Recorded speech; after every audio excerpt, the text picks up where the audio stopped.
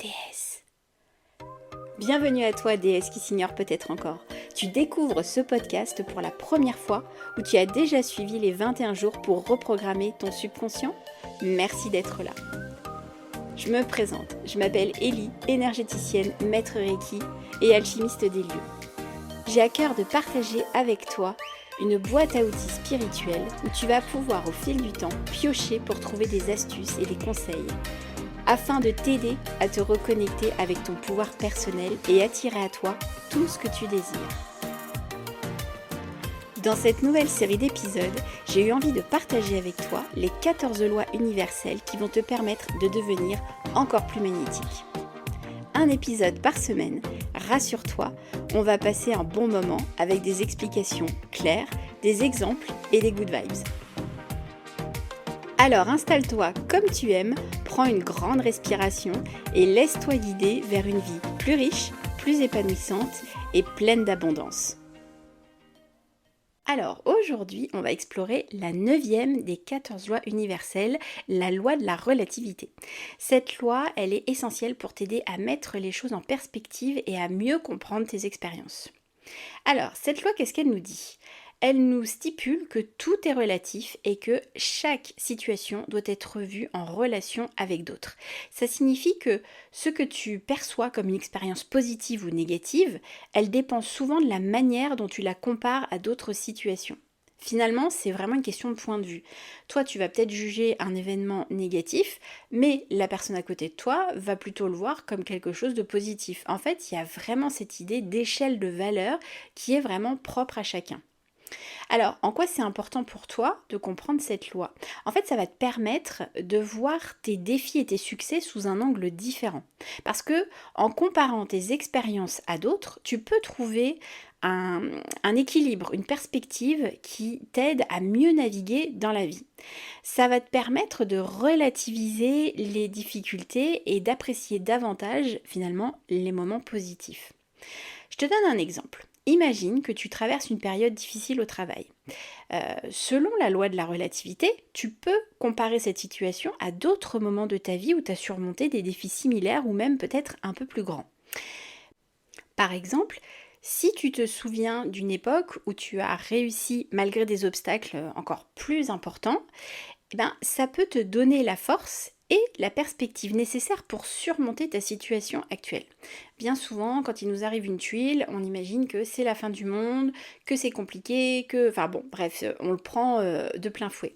Mais en prenant du recul et en repensant à certaines situations que tu as déjà traversées, la plupart du temps, tu as déjà des réponses par rapport à ton vécu, par rapport à des choses que tu as pu vivre, soit effectivement dans la même veine, ou un petit peu différent, ou alors ça peut être aussi des expériences d'autres personnes autour de toi. Bref, c'est important de se servir de ce qui s'est passé dans le passé, parce que d'ailleurs on dit souvent que le passé est le meilleur des maîtres, histoire de ne pas reproduire les mêmes schémas, les mêmes boucles. Alors, comment appliquer cette loi dans ton quotidien ? Donc comme je viens de te le dire, il y a l'idée de comparer de manière positive et donc de comparer des situations passées que tu as surmontées de façon à te rappeler la force et la résilience que tu as eue à ce moment-là. En fait, surtout ça c'est vraiment pour te donner le courage nécessaire pour avancer parce que tu sais que tu es capable. Là, quand on a une tuile qui nous tombe sur le coin du nez, c'est vraiment de nourrir la confiance en nous, de nous sécuriser, finalement de bien se réancrer pour avoir l'énergie nécessaire pour affronter ce défi qui arrive à nous. Et donc de savoir qu'on a déjà réussi, ça nous donne confiance, ça nous donne la motivation et du coup on a envie de tout déchirer tout simplement, d'avancer en se disant mais de toute façon je vais y arriver parce que je l'ai déjà fait. Ensuite, il y a l'idée de prendre du recul. Parfois, c'est utile de prendre du recul et de voir ta situation d'un point de vue plus large. De te demander comment cette expérience, elle s'inscrit dans le contexte de ta vie entière. Donc, justement, de faire un petit peu une échelle de valeur, voir si c'est quelque chose qui, effectivement, est très très très grave, l'événement le plus grave de toute ta vie, ou est-ce que tu as déjà passé des événements beaucoup plus lourds dont justement tu t'en es sorti. Et là, ça permet avec cette échelle de valeur de te dire, ok, Si effectivement c'est quelque chose de moins grave, se dire ok bah là en fait ça va bien se passer parce que j'ai déjà vécu des choses beaucoup plus intenses et je m'en suis sortie. Ensuite, on va chercher à en tirer des leçons. Il faut vraiment utiliser chaque expérience comme une opportunité d'apprentissage. Parce que même les situations difficiles, elles peuvent t'apprendre quelque chose de précieux qui va te servir à l'avenir. On dit souvent que il ne faut pas voir les choses de façon toujours négative, sombre et noire. C'est toujours une façon d'apprendre. C'est un enseignement. Ça nous apprend beaucoup de choses sur nous parce que quand on regarde un petit peu notre comportement face aux choses, eh bien on voit aussi comment on a réagi et du coup comment il serait approprié de réagir dans cette nouvelle situation. Et puis c'est pareil par rapport aux choses extérieures et aux personnes, en fait ça nous permet de nous adapter. Et puis, il faut apprécier les petits succès. Parce que en comparant tes réussites actuelles à tes objectifs à long terme, tu peux mieux apprécier les progrès que tu fais chaque jour. Chaque petite victoire, c'est un pas en avant. C'est pour ça que c'est important de célébrer les petites victoires. C'est important de ne pas se mettre la pression avec une target très très haute. C'est un peu cette image de la personne qui est devant une très haute montagne et qui visualise son objectif tout au sommet et qui se dit qu'elle va faire l'ascension d'une traite. C'est pas comme ça que ça se passe. En fait, ne serait-ce que même les alpinistes, en général, ils font des pauses. Ils font pas tout d'un coup. Ils se préparent déjà, et puis après, quand ils montent, ils font des pauses. Ils font pas tout en un seul jour. C'est pas possible, parce que plus tu montes, et plus c'est épuisant, parce que ça demande aussi de la concentration.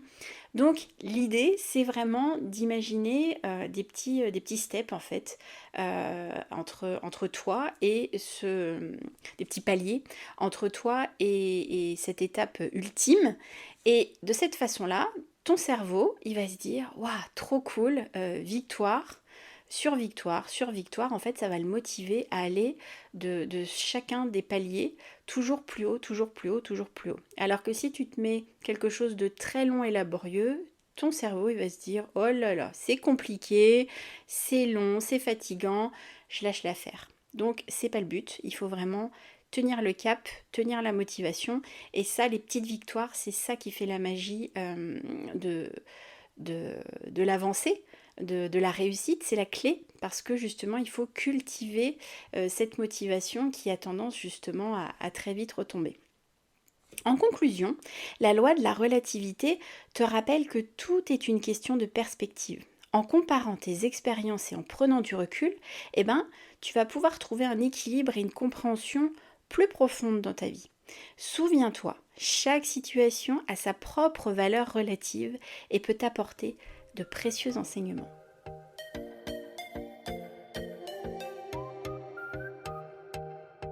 Tu as aimé cet épisode ?